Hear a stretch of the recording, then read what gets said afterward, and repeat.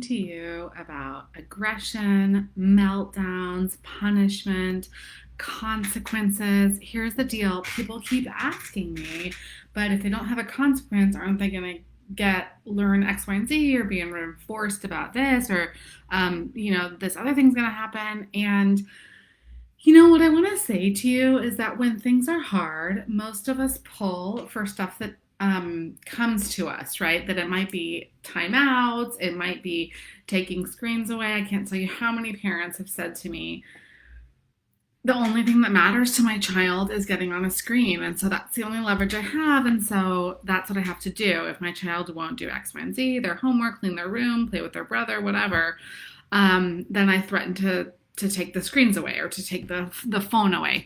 And maybe that's you. Maybe you resort to lectures. Maybe you go really verbal, really rational and explain to your child. Maybe you send them to their room. And oftentimes what people will say is, I send them to their room, but like they don't get it, that happened because of the way they were acting.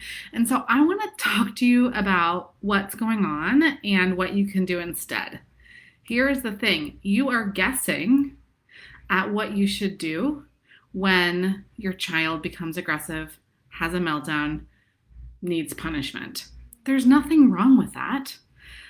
You're learning. We're all learning. Nobody's born knowing how to parent. But for many of us, it's not working, right? I'm just going to turn this a little bit so the light isn't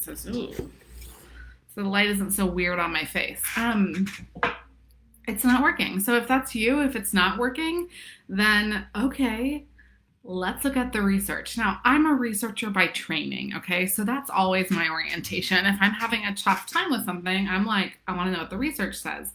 And there is so much research on how to talk to your kids when you're giving a command, on what to do if they start fighting, on how to get kids who are tricky or challenging or tough or whatever to cooperate with you. And so my recommendation to you is stop guessing, go with the research. This has been studied by many, many people of different orientations, and it keeps coming back to the same thing. And here's the thing. When we look with a research-based lens at discipline and punishment, the research is not good. It points us to something called the punishment loop, and I'm going to tell you what that is in just a second. What is hopeful is that the research also points us towards a different answer, which is not the opposite of punishment. It's a radically different way of being. It's about methodically shifting the tenor in your home, the tenor in your parenting relationship, and the ways that you and your children interact so that everybody, you included, is more capable of cooperating. So look, I know you're trying to do the right thing. I know it feels like you're failing. I know it feels crappy. And what I want to say to you is bad moments don't make a bad parent. You are a good parent. Your child is a good child. Let's make a few shifts that are research-based so you can get some relief and have some more cooperation and calm in your family. So when we think about punishment, consequences, discipline, all that kind of stuff, many parents believe that it's something you have to do in order to get children to behave.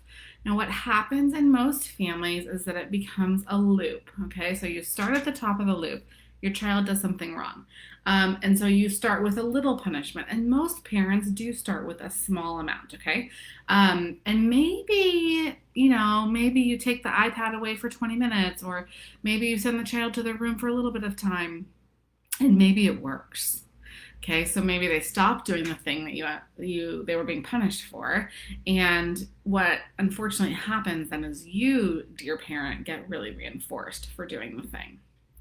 So the next time they do whatever crime they've done, you're very likely to again dole out the same punishment, but your child is really resilient. So very quickly, your child is going to learn to tolerate whatever punishment, consequence you have come up with. Okay. And so over time, what's going to happen is they're going to keep doing the thing and you're going to have to make your punishment bigger. And then maybe that works for a minute. So that gets reinforced. So the next time you make it even bigger and even bigger. And then suddenly you're in a place you don't want to be. Okay. And it gets into a loop. It's really hard to get out of.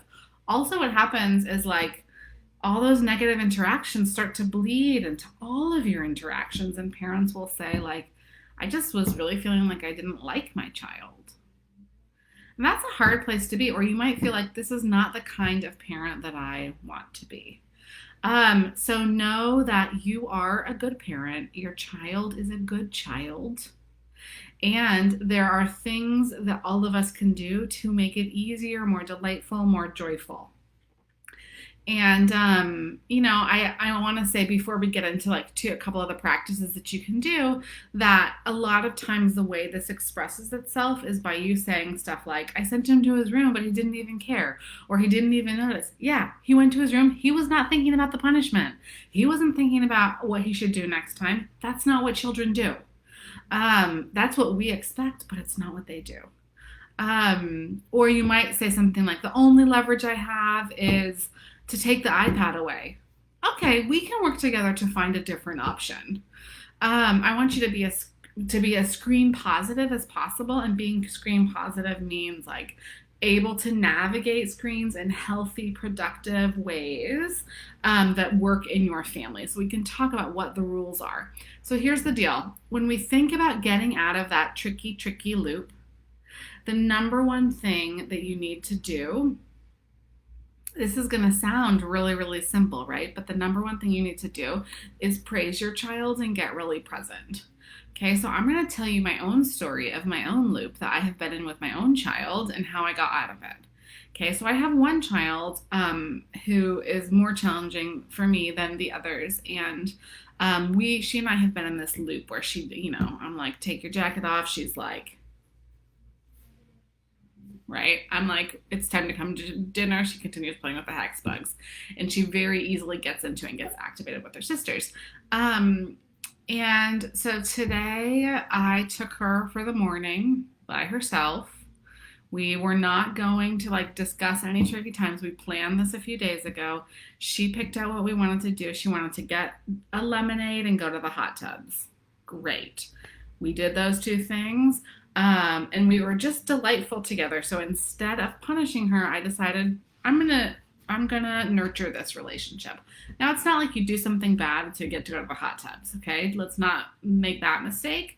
But it is like, I value you as a person and a child, and I'm going to reinforce your being. And so let's plan something in a couple days that we can do together that's really special. And she needs that time. Okay, so when you think about that, know that getting out of the punishment loop is challenging, but if you're going to shift the tenor of your home, it's absolutely critical, and that's what all the research points to. The punishment loop is going to look different from family to family. It might be big and explosive in your family. It might be smaller and quieter. It might be little punishments that don't seem like they're working.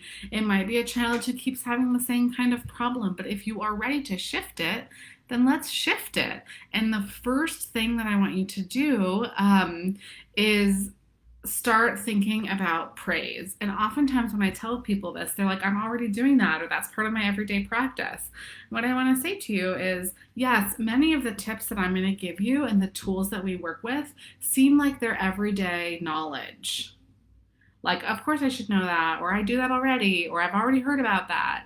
And what happens, I think, is that we are under so much stress, it's easy to forget everyday knowledge. And so having the frame and having the support to do it right, oftentimes too, if you're using a tool that's not working, it's worth considering, like, am I really applying this tool in the way that it was meant to be used? Because if you're not working, that's often part of the situation. And, we can talk about sort of the systems checks that you can do on yourself, but I want you to just start with praise, and you can just do it for 5 minutes a day. It doesn't have to be all day long. It's the quality, not the quantity, that matters. So start with praise for your child and make your praise frequent to the tune of 100 times a day. Make it specific, get rid of good job, and start saying exactly what your child does well. Make it immediate within 2 seconds of the act. So that means you've already got to be in it. So pick a time when you're in it with your child and praise them during that time. Don't try to do it from across the room. You're not going to get very much out of it. You will get something out of it, right? Even if you partially apply a tool, you're going to get partial relief. But, when we're playing with something, it's good to try to do all 5 pieces.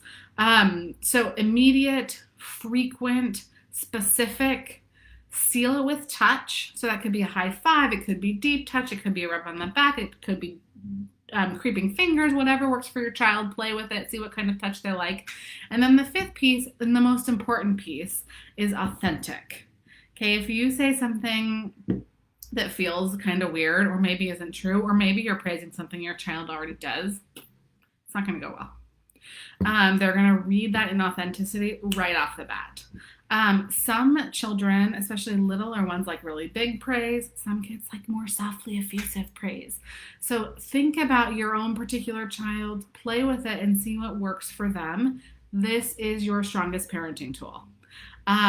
So before you go down the consequences route, before you dole out punishment, okay, stop, get a hold of yourself, find another time during the day, give your child a lot of praise. There are other things you can do. You can think about how you are saying what you are saying. Is it melodically intoned? Definitely use melodic intonation. Check your tone. If you are letting a child know that they need to do something, don't ask a question. Okay?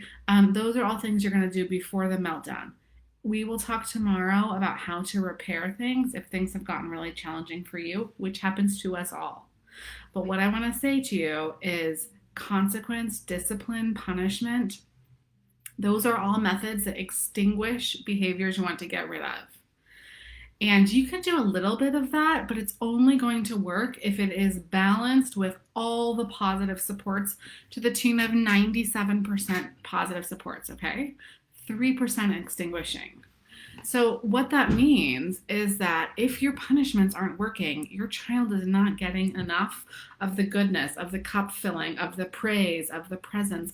And I will say to you, like I notice oftentimes in my own life with my own children, when things start to go tricky and I dedicate some time to praise whatever they're doing, things shift very fast. And I almost always notice, oh my gosh, I haven't been praising my kids enough.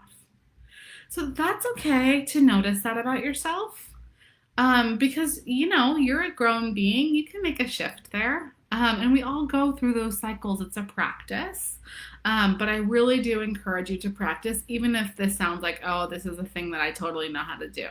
Slow way down, start with praise, think about melodic intonation and some of those other tools. We will talk tomorrow about repair. I hope that you're well. I want to encourage you to continue on the research-based path, especially when you have so many choices for parenting coaches and programs and therapists and books out there. Okay? Go for the research. The research has, we have, those of us who are researchers have looked at data from hundreds and thousands of families. Okay, so these are things that will work across time. They will work for tricky kids. They will work for easy kids. They will work for families with many kids. They will work for families with 1 parent, 2 parent, whatever. You got this. Let's keep talking about it. Keep your eye on the research. Know that the number one thing I can tell you from the research is punishment tends to get you into a loop. It means that negativity is going to seep out into other interactions. And it has the tendency to make things tricky, especially if there's not enough positive supports. And for that reason, for that research-based reason, I am urging you to start with praise. Spend the rest of the week focused on it. Remember those 5 tips: specific, frequent, immediate, sealed with touch, and authentic. It can be effusively authentic if you've got a big kid or a kid who shies away from really big praise. I hope that you're well. Helping you to build calm and cooperative families is my mission. Take good care.